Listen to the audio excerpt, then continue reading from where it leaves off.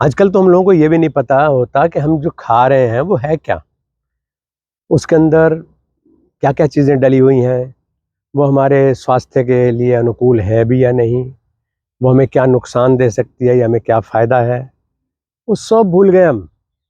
हमें कंपनियां सिखा रही हैं कि बड़ा टेस्टी है, मंजन भी करें तो बच्चों को सिखाते हैं बड़ा टेस्टी है, और टेस्ट की वजह से हम जो ज़िंदगी का टेस्ट है ना उसमें फेल हो जाते हैं। यानी हमारे स्वास्थ्य की कसौटी पर हम कमज़ोर हैं। आपको मालूम है कि ये जो हमारी रसोई है ना, इसका नाम ही रसोई इसलिए है कि उसमें तरह तरह के टेस्ट हैं। लेकिन आज की जो ये बाहर की कंपनियों से कह कह करके हम ऑर्डर दे के घर पे चीज़ें मंगा लेते हैं और खा लेते हैं, और उसे टेस्टी कह के खा जाते हैं। उसमें असली नकली ओरिजिनल डुप्लीकेट कुछ पता नहीं चलता। उसमें अंतर ये है कि जो हमारी घर की रसोई है उसका जो टेस्ट है वो अलग ही चीज़ है। पहली चीज़ तो जो चीज़ें हम खा रहे हैं उनका हमें पता है कि क्या है, और दूसरी चीज़ जो बना करके दे रहा है, हमारी माँ, हमारी पत्नी, हमारा सेवक, हमारी बहन, हर एक के स्वाद का अंतर पता चलता है कि इसमें कितना प्यार घुला हुआ है, कितना रस है इसमें। है, क्या चीज़ हम खा रहे हैं आपको पता है कि ये जहाँ मैं खड़ा हूँ ये बांस का पेड़, ये भी खाने में काम आता है।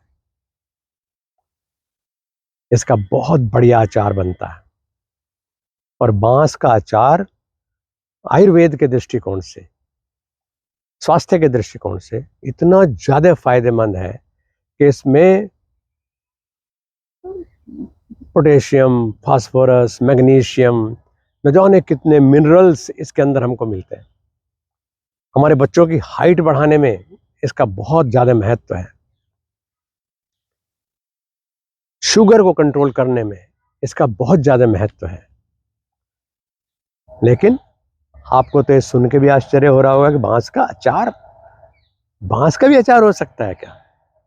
हाँ, इसका अचार बनता है। इसकी जो सॉफ्ट स्टेम है, टहनियाँ हैं, तो उनको निकाल करके उनको अदरक के साथ, लहसुन के साथ, लाल मिर्च के साथ मिला करके एक बहुत ही स्वादिष्ट अचार बनाया जाता है, और वो अचार मुश्किल से 1 हफ्ते में तैयार हो जाता है। घर में आपकी माँ इसको बता सकती है। माँ के पास इसलिए कह रहा हूँ, स्वयं विधि नहीं बता रहा हूँ, इस बहाने आप माँ के पास जाओगे, माँ से पूछोगे। अगर माँ भी मॉडर्न सोसाइटी वाली है और फास्ट फूड, रेडीमेड फूड वाली है, तो फिर दादी के पास जाओगे, और अगर वहाँ से भी नहीं पता चलागा तो फिर लौट के मेरे पास आओगे, तब मैं आपको बताऊँगा कि अचार कैसे बनाया जाता है इसका, बाँस का। लेकिन ये मत सोचना कि चलो कुछ दिन निकाल देते हैं तब इनके पास आएँगे, नहीं।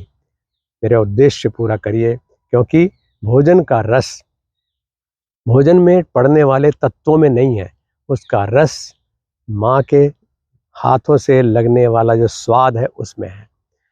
पत्नी के दुलार से जो हमें भोजन मिलता है उसमें है। मित्र से प्यार से जो मिलता है उसमें है। सेवक जो सबसे पहले आपको खाना खिलाना चाहता है और बाद में खुद बचा हुआ खाता है, उसमें है। गुरुजी से आशीर्वाद स्वरूप जो प्रसाद मिल जाता है, मंदिर से प्रसाद मिल जाता है, उसमें है। उस स्वाद से वंचित मत होइए। तो बाँस के अचार की जानकारी आप प्राप्त करिए। अगर आपको प्राप्त नहीं होती है तो फिर हम हैं ना। हरिओम।